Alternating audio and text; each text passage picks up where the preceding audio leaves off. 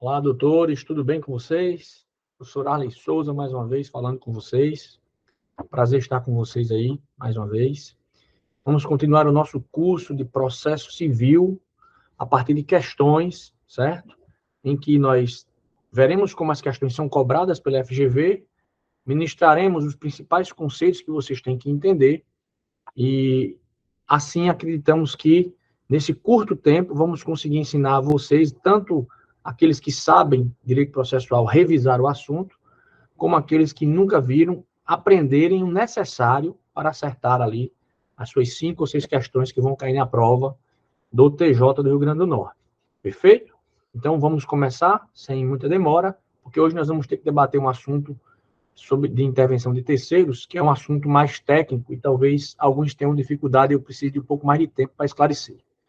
Então, vamos lá. Vou compartilhar com você nossa janela. Primeira questão é uma questão que trata de um tipo de ação chamada ação declaratória, certo? Ação declaratória.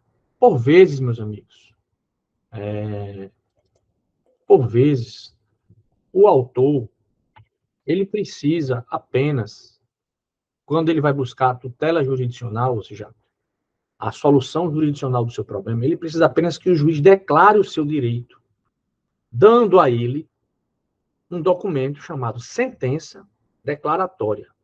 Esta sentença declaratória, depois de transitar em julgado, ela é um título executivo judicial.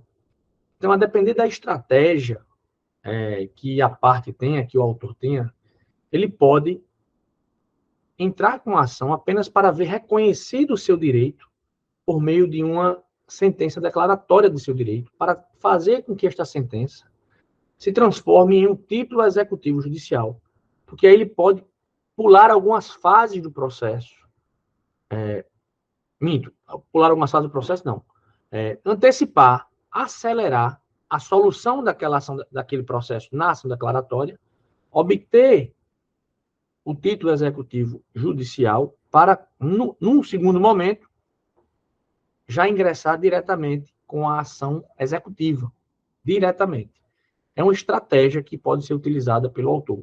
Quando ele perceber que vai exigir muita dilação probatória, se ele for ingressar com ação de cobrança propriamente dita, vai ter que ouvir muita testemunha, né? Então, por essa estratégia, é possível nós termos o uso da ação declaratória, certo? Ela é autorizada pelo nosso ordenamento jurídico. Então, vamos analisar o enunciado para nós vermos aí o que é que está de errado, né? Diz o seguinte, a questão: o credor de obrigação contratual, já vencida e não paga, ajuizou a ação em que se limitou a pleitear a declaração da existência de seu direito. Então, esse credor aqui, ele ingressou com a ação em face do devedor, querendo apenas que o juiz declarasse o seu direito em um documento chamado sentença, que tem natureza de título executivo judicial. E aí a questão quer que você tenha esse conhecimento sobre a ideia de ação declaratória. Então, continuando a análise da questão, diz o enunciado: ao apreciar a petição inicial, deverá o órgão jurisdicional. Aí o enunciado traz as alternativas. A primeira alternativa diz o seguinte: indeferi-la, dada a falta de interesse de agir. Meus amigos, a ação, o direito de ação é um direito subjetivo, né? Decorre do direito fundamental de acesso à justiça. Se baseia numa teoria chamada teoria da acessão, ou seja, aquilo que é afirmado pelo autor, assim que se inicia o processo, é o que fundamenta o seu direito de ação. Ou seja, a afirmativa dada pelo autor quando inicia o processo é que demonstra que ele atende às condições da ação, que são as condições da ação são legitimidade para agir e interesse de agir. É isso que atualmente o novo CPC diz. Antes de 2015, o antigo CPC falava quanto à possibilidade jurídica do pedido, mas a doutrina criticava muito isso, porque dizia que a possibilidade jurídica do pedido não seria uma condição da ação, seria uma questão de mérito para ser analisada no momento da sentença, né? E aí o CPC novo tirou essa condição da ação da possibilidade jurídica do pedido e deixou apenas o interesse de agir e a legitimidade para a causa. Beleza. A alternativa A diz o seguinte, que o juiz deve indeferir a inicial porque faltaria interesse de agir do autor. Não, né? Se o credor tem um contrato vencido, ele tem interesse em ter reconhecido esse direito.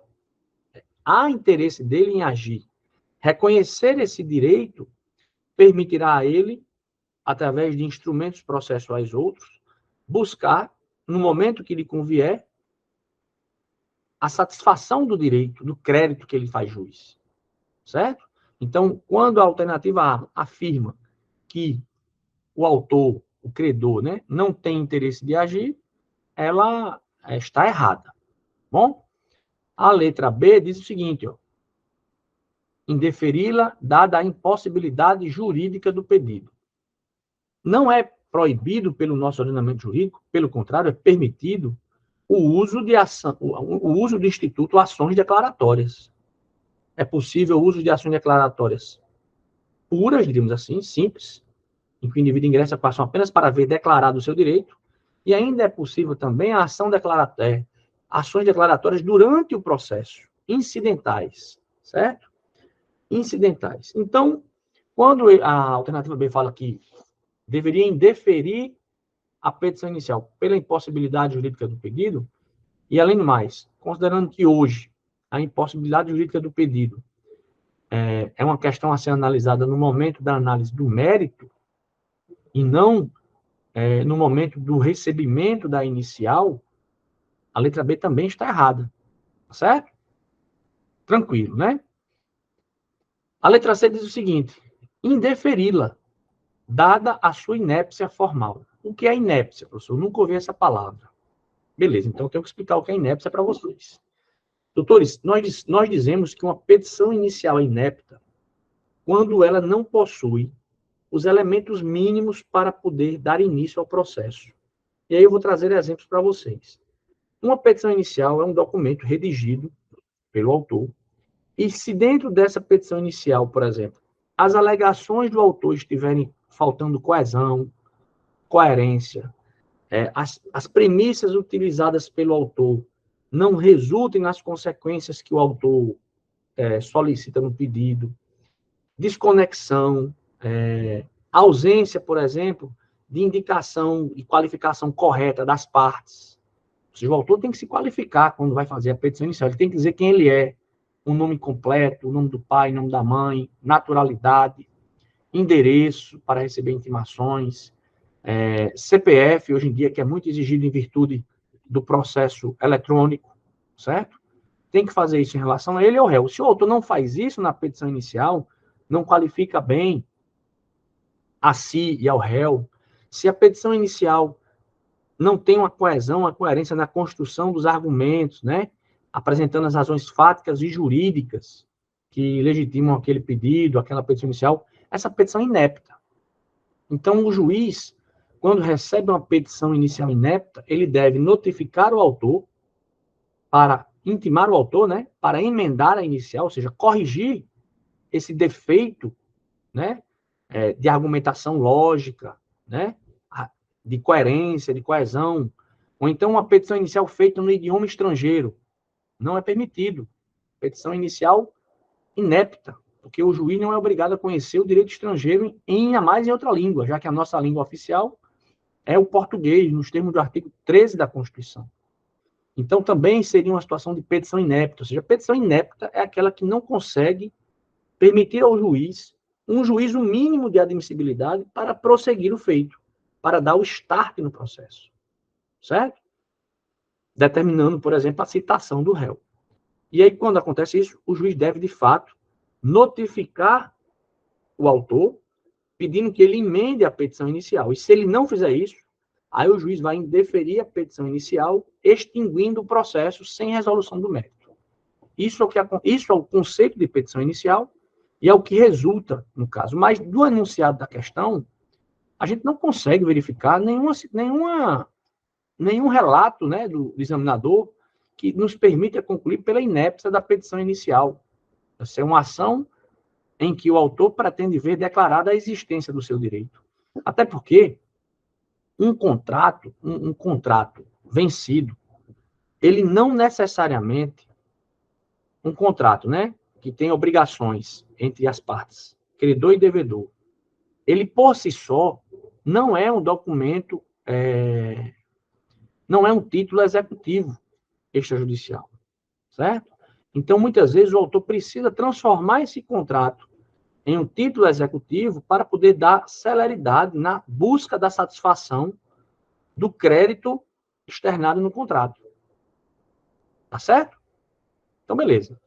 Então, dito isso, não é uma petição inepta, não dá para a gente dizer isso, né? Aí aqui a letra D diz o seguinte, ó, determinar que o autor emende a inicial no prazo legal.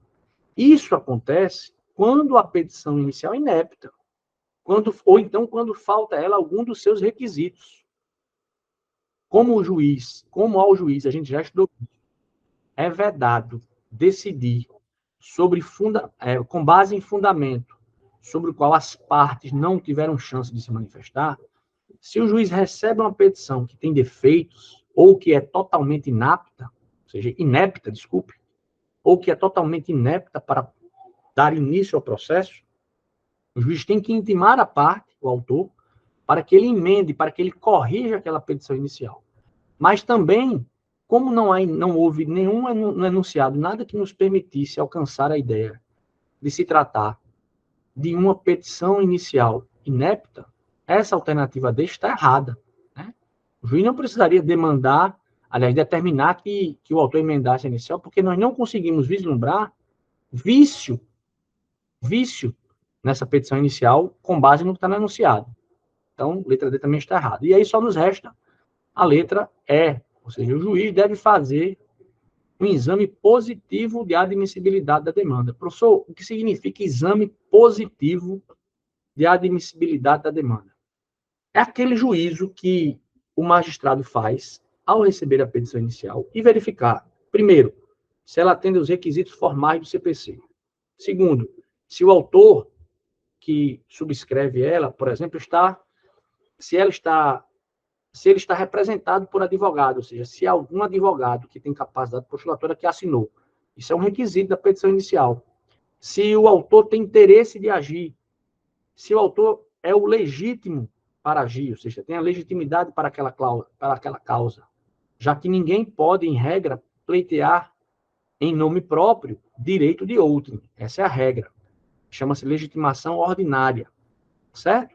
Então, se o juiz perceber que tudo isso foi alcançado, foi respeitado na petição inicial, aí ele vai admitir a petição inicial e vai dar um despacho determinando a citação do réu, que, como eu já expliquei a vocês, a citação é o primeiro chamado do processo ao réu para que ele se defenda.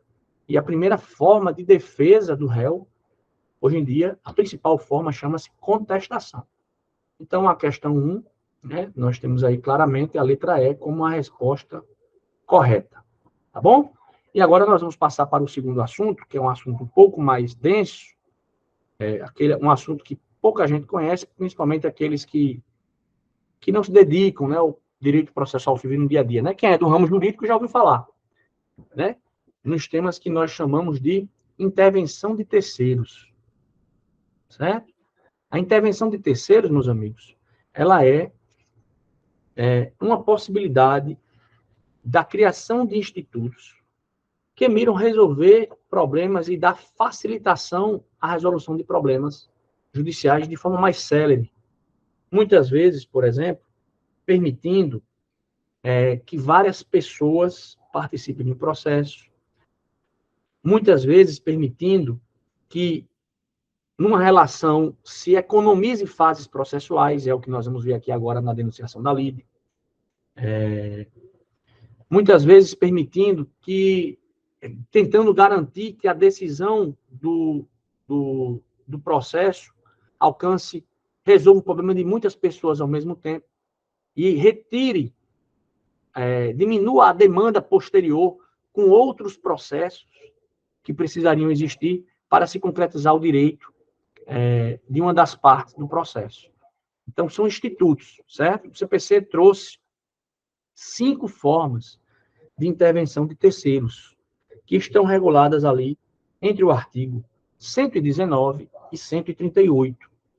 Vale a pena vocês lerem esses artigos, tá certo? Eu sempre disse a vocês que a minha aula não é uma aula de leitura de artigos, mas vale a pena ler esses artigos, porque é um assunto muito cobrado.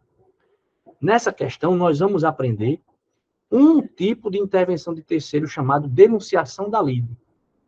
A denunciação da lide é um instituto que visa trazer ao processo em que A ingressa contra B, mas B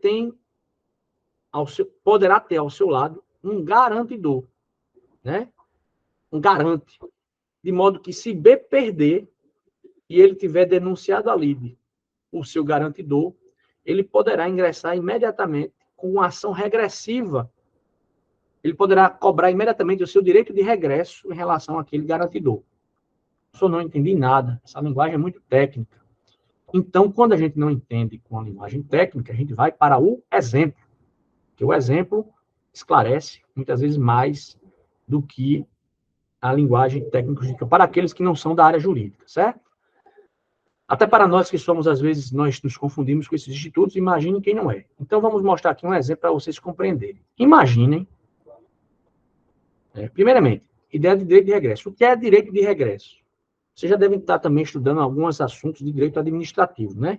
Direito de regresso é o direito que aquele que pagou a indenização do referido dano tem em face daquele que causou o dano. Por exemplo. Então, na administração pública, nós aprendemos, né? Vocês devem estar vendo noções de direito administrativo, que geralmente caem em todos os concursos, então vocês já devem ter ouvido falar disso, quem está indo para concurso, que o Estado tem responsabilidade objetiva pelos danos causados pelos seus agentes nessa condição.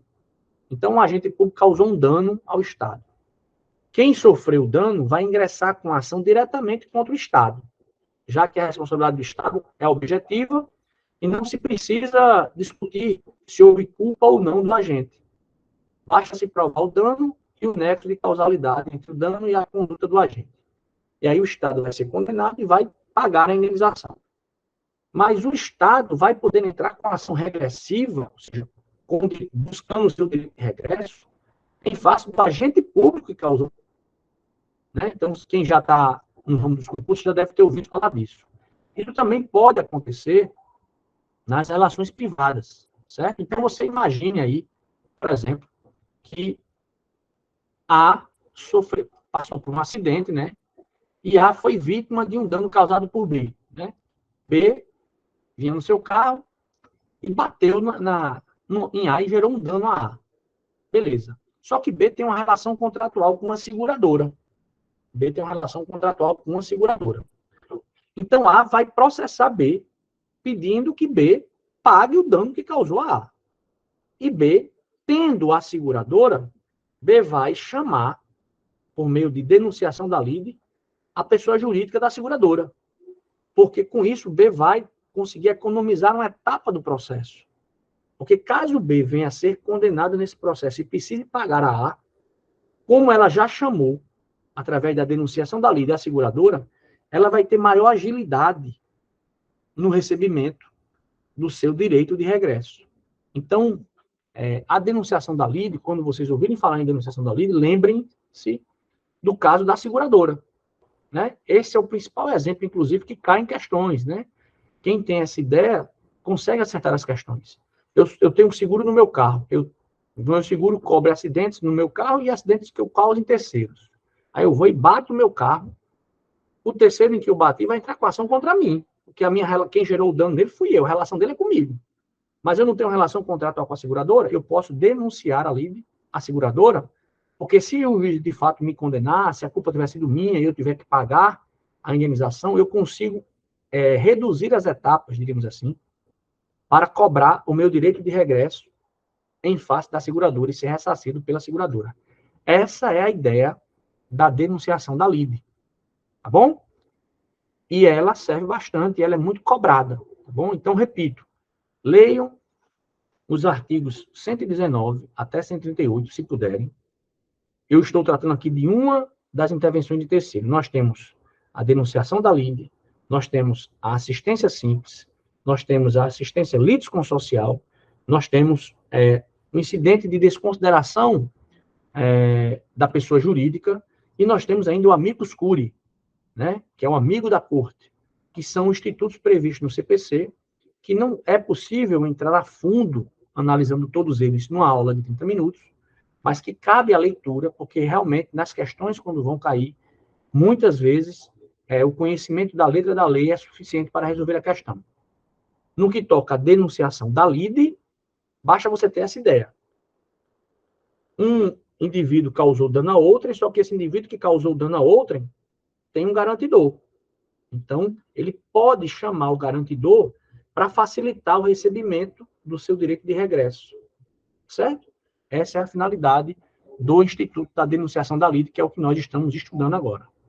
Então, vamos para a questão, após essa explicação básica, e vamos lá. Ó. No que concerne a denunciação da lide, é correto afirmar que é modalidade voluntária de intervenção de terceiros. Vejam bem, meus amigos, a denunciação da lide, ela não é uma modalidade voluntária, certo? O titular, né, do direito de regresso, ele vai ter que chamar o garante, né, o segurador, certo? Então, não é uma modalidade voluntária de intervenção de terceiros. Essa afirmativa está errada. Tá certo? Essa afirmativa está errada. Beleza, doutores? Continuando. A letra B diz o seguinte, ó. No que concerne a denunciação da lide, pode ser provocada pela iniciativa do réu, mas não pela iniciativa do autor. Na verdade, qualquer um, tanto autor como réu, vai poder utilizar do instituto da denunciação da lide, dependendo de quem tenha o seu garante, né? E quem tenha o direito de regresso em face do seu garante. É possível, sim, portanto, que o autor e o réu denunciem a lide os seus garantidores, para que, caso percam essa ação, possam mais rapidamente obter o seu direito de regresso. Tranquilo? Então, a letra B está errada porque diz que somente pode ser feita por iniciativa do réu. Não é verdade.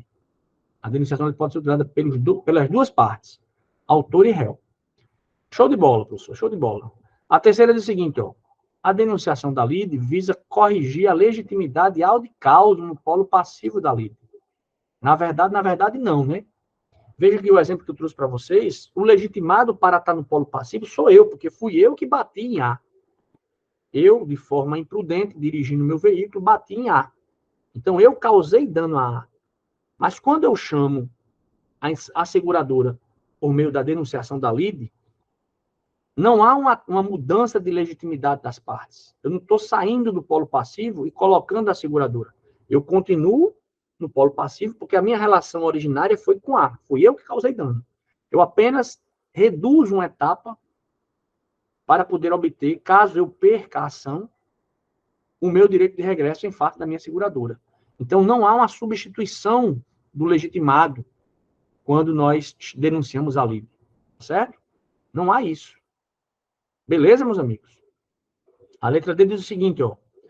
Se o denunciante for vitorioso na demanda, a sua denunciação não terá o mérito apreciado pelo juiz. Perfeitamente. É isso que diz aqui. Então, vamos supor que A entrou com ação contra a minha pessoa. Vamos supor, meu filho vinha dirigindo o carro e bateu em A. A não sabia que tinha sido meu filho. Então, A entrou com ação contra mim. Certo? Eu tenho seguro no meu carro. Aí eu vou denunciar a lide ou a minha seguradora. Mas o meu filho é maior de idade. Quem é o causador do dano não fui eu, A. Não fui eu. Então, A entrou com a ação errada, cobrando da pessoa errada. Então, A vai perder essa ação. Se A perder essa ação, eu vou chamar a seguradora para garantir que, caso eu perca essa ação, eu possa ter o meu direito de regresso atendido mais rapidamente. Mas se eu vencer a ação, porque, por exemplo, não fui eu que bati em A, foi o meu filho, que é uma pessoa maior de idade, né? Ou então eu tinha vendido aquele meu carro para outro motorista que não tinha transferido o veículo no Detran. Então, eu vou dizer, olha, eu não tenho culpa disso, não. Então, eu vou vencer essa ação. Esse carro, apesar de ser meu, ele está registrado no meu nome, eu já vendi ele faz tanto tempo, está aqui, senhor juiz, é o meu contrato de compra e venda, eu informei no Detran, quem não transferiu o veículo para o nome dele foi o comprador, então a culpa não é minha, eu estou fora desse processo. Então, eu posso vencer essa ação. Se eu vencer essa ação, ou seja, eu que fui o denunciante que chamei a seguradora, não vai ser preciso analisar o mérito da denunciação. O juiz não vai debater depois dessa minha relação com a seguradora, não. Porque eu já ganhei a ação principal. Certo? Porque a denunciação da lide é uma ação que eu faço, uma ação que eu sou processado numa ação por A e denuncio a lide da seguradora. Então, essa minha relação entre eu e a seguradora é outra ação. De modo que, se eu vencer a primeira, a segunda está prejudicada. Não preciso analisar o mérito da segunda, ou seja, da minha relação processual com a seguradora. Então, a letra D realmente é a questão correta, certo? E aí, eu vou até apresentar para vocês aqui as disposições legais sobre esse tema, que tem uma disposição legal expressa, certo? No artigo 129, parágrafo único, que diz o seguinte, ó. Se o denunciante, parágrafo 1, se o denunciante for vencedor, a ação de denunciação não terá o seu pedido examinado, ou seja, o juiz não vai analisar se a minha relação com a seguradora é correta, se de fato eu tenho direito de regresso com a seguradora, não. Não vai precisar mais, porque eu já venci a minha ação principal, que legitimava, que me permitia denunciar a lei da minha seguradora. Então, repito, as intervenções de terceiros nós vamos estudar aqui através de questões. Essa foi a primeira que nós trouxemos, tá certo? Não exclui a necessidade de ler a minha apostila. Eu acho, inclusive, que na minha apostila, pelo que eu me lembro, eu coloquei as disposições da lei tratando dos institutos das intervenções de terceiro previsto, as principais, né? Previstas no CPC, porque eu estou focando a minha apostila para o concurso, certo? Então, eu vou tentar trazer o que vai cair na sua prova, beleza? Eu não vou ficar fazendo das apostilhas um livro, né? Não é o objetivo da minha apostila. É direcionar o seu estudo para aquilo que deverá cair na sua prova, tá bom? Mas, reputo, importante, a leitura dos artigos do CPC 119 a 138. Quem puder, leia pelo menos uma vez, até o dia do concurso. Quem puder ler mais, leia umas 5 vezes, porque é comum cair uma questão envolvendo intervenção de terceiros, e como o CPC novo de 2015 excluiu algumas intervenções de terceiros que existiam previstas no código antigo, o examinador pode querer confundir você quanto a isso, né? Porque antigamente, no Código de 1973, existia lá a oposição como sendo uma intervenção de terceiros. Isso não está mais previsto no novo CPC. Também não existe mais outra intervenção de terceiros que era prevista. Aliás, a oposição não prevista no CPC, mas em outra parte do Código, como um procedimento especial, certo? E também a nomeação à autoria, que era outra forma de intervenção de terceiros, que também foi colocada em outro local do CPC e retirada das espécies de intervenção de terceiros previstas no atual CPC. Então, isso pode cair na sua prova. Bom, então vale a pena ler as 5 formas de intervenção de terceiros previstas no CPC. São 19 artigos aí, né? Artigo 119 a 138. Vale a pena reassistir essa aula, caso não tenha compreendido uma delas, que é a denunciação da lide, mas eu repito, sempre lembre, na denunciação da lide, a questão do seguro e do segurado, e do direito de regresso. Se você compreender essa ideia, você tem tudo, meu amigo, para poder acertar a sua questão, porque quando cai a denunciação da lide, cai assim, tá bom? Então, foi um prazer estar com vocês, mantenham os estudos, não desistam, confiem em vocês, disciplina, porque o sucesso de vocês vai ser proporcional ao suor que vocês estão suando agora, tá bom? Até logo, até a próxima. Tudo de bom.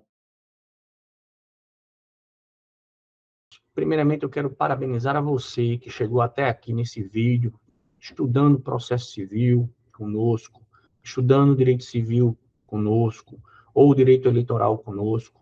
É um prazer tê-lo no nosso canal, recebendo conteúdo de qualidade que vai lhe ajudar na sua formação jurídica e também para que, se você pretender entrar em concursos públicos. Esse projeto é um projeto pessoal que eu tenho, que visa distribuir conhecimento com razoável qualidade para todos aqueles que queiram se formar, incrementar o seu repertório jurídico e intelectual e, mais do que isso, concorrer a cargos públicos. De toda forma, meus parabéns.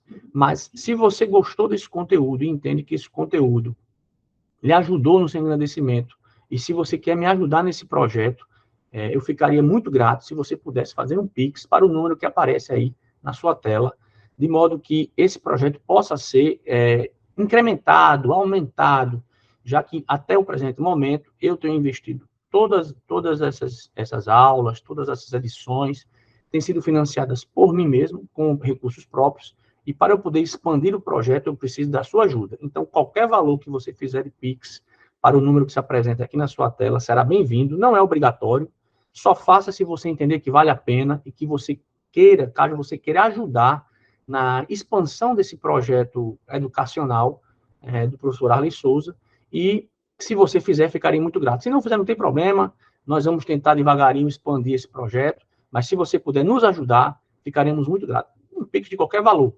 seria, eu diria, uma ajuda, né, uma contribuição para que a gente possa incrementar esse nosso projeto. Bom, eu agradeço a atenção de vocês, continuem nos estudos, a formação da gente ela é um caminho constante ao longo de toda a nossa vida, e se você pretende alcançar algum concurso público, não pode parar na metade. O concurso público é uma maratona, né? Não é uma corrida de 100 metros. Então, permaneça estudando, permaneça revisando, confie em você mesmo, que o seu baú do conhecimento está sendo enchido todos os dias que você assiste a aula com a gente, faz os exercícios com a gente e incrementa, né, seu repertório intelectual com a gente. Tá bom? Muito obrigado e até a próxima.